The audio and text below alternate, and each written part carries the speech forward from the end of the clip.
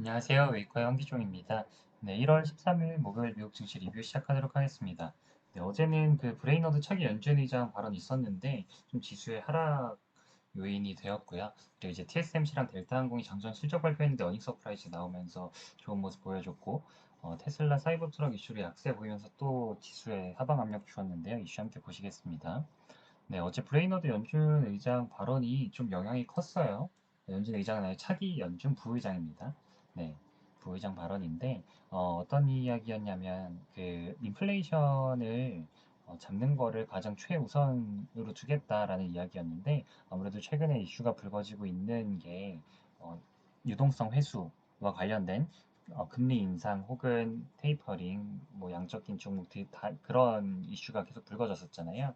이제 그렇다 보니까 그 이 발언으로 인해서 다시 한번 지수가 출렁이는 계기가 되었고 그중에 유동성에 유독 취약한 기술주 위주로 구성된 나스닥 지수가 2.5% 수준으로 큰 하락세를 보였습니다.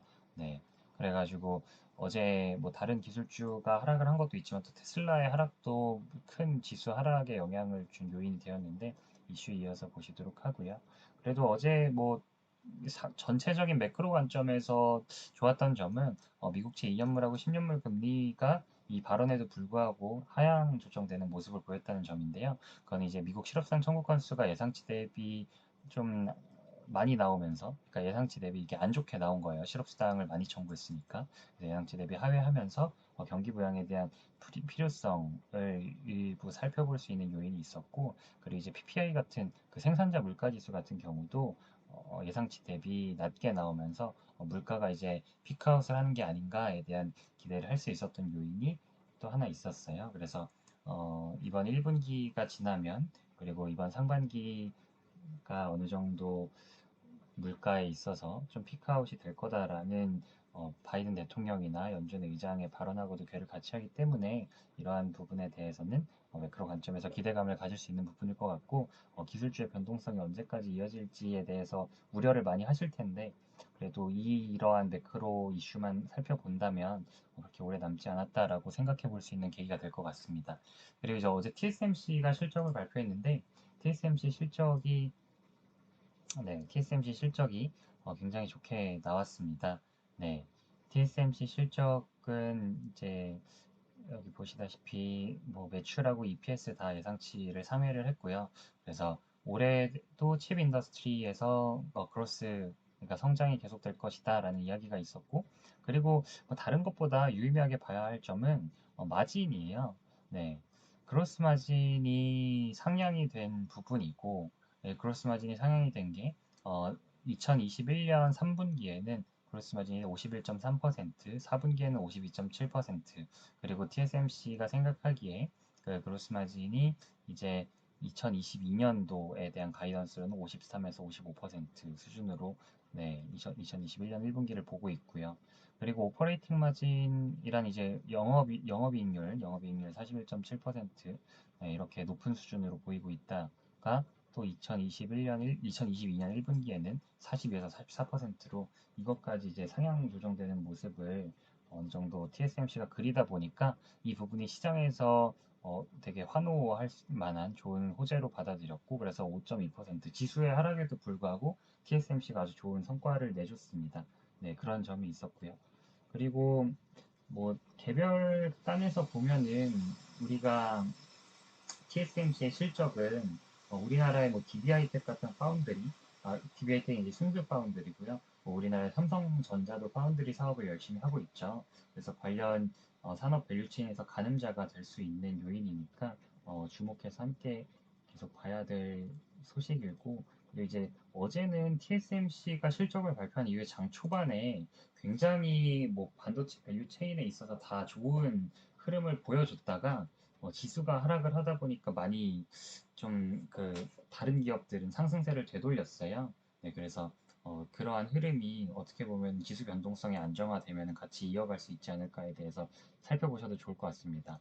뭐 우리가 그 많이 언급된 ASML이나 뭐 우리나라에서도 또 반도체 밸류 체인에 있어서 장비 기업으로 비슷한 사업을 영위하는 곳이 이제 그 AMAT, 어플라이드 머티리얼즈 그리고 랩리서치 그리고 이런 곳들이 있었고 TSMC가 어제 그리고 실적 발표를 한 다음에 코멘트가 있던 부분은 2022년에 또 반도체 공급 부족의 해소와 차기 미세화 공정을 위해서 팹을 증설을 하고 이런 투자에 대해서도 적극적으로 나서겠다는 이야기가 있었어도 장비주들이 반색을 보였었어요.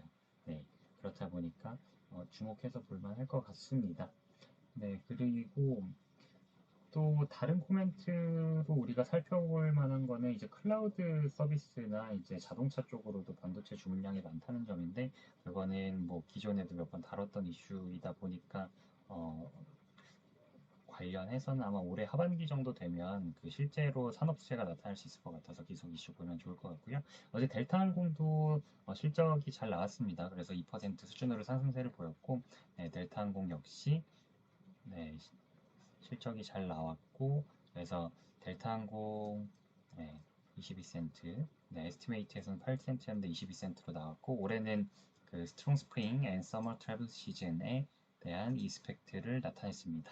네, 봄과 여름철에 강한 항공 수요를 예측한다라는 코멘트였죠. 그래가지고 2.2%잘 올랐습니다. 그리고 이제 엔비디아가 어제 급락을 했어요. 엔비디아가 급락을 했는데 엔비디아는 계속 노이즈 나오는 게 이제 ARM 관련된 이슈입니다. 네, US가 그 US 예전에 이제 미국에 있는 감독기관에서 반대한다고 했는데 ARM을 어떻게 보면은 ARM의 본 고장인 영국에서 지금 승부를 보려고 하고 있죠. 네, 근데 영국에서도 쉽진 않습니다. 그래도 영국 감독 당국에 대해서 좀 전향적으로 검토를 해달라라는 여러 코멘트를 내고 있기는 하지만 영국에서도 쉽지 않고 노이즈가 나오는 만큼 변동성 장세에서 취약한 모습 보여줬고요. 그리고 이제 포드가 지난해에 이제 에코프로비엠 우리나라의 그 코스닥 1위 기업이죠.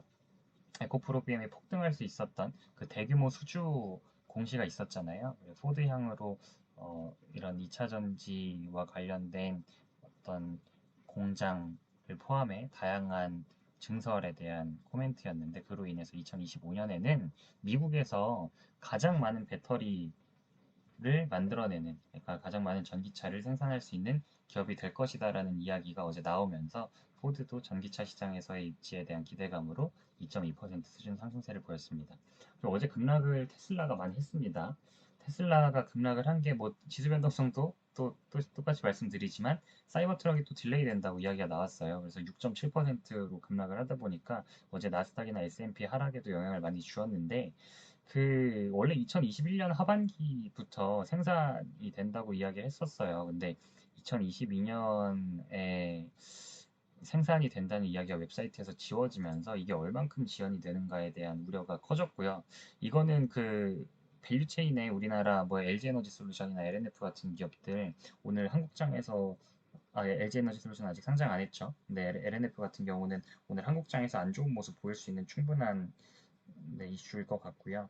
그래서 좀 관련해서 투자하신 분들 일시적인 변동성을 유의하셔야 될 것 같습니다. 뭐 이건 반도체 여기서 또 나온 이야기는 반도체 공급 부족 이슈입니다.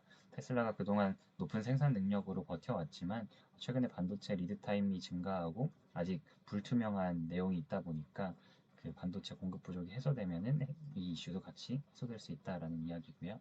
그리고 어제 넷플릭스 같은 경우도 하락을 많이 했는데 넷플릭스는 크레딧 스위스에서 코멘트가 있었어요. 크레딧 스위스에서 이제 올해 2022년으로 접어들면서 포스트 코로나로 진짜로 넘어갈 것 같은데 그런 부분에서 아무래도 수요에 대해서 둔화될 만한 요인들이 충다분해 보인다라는 이야기였고요.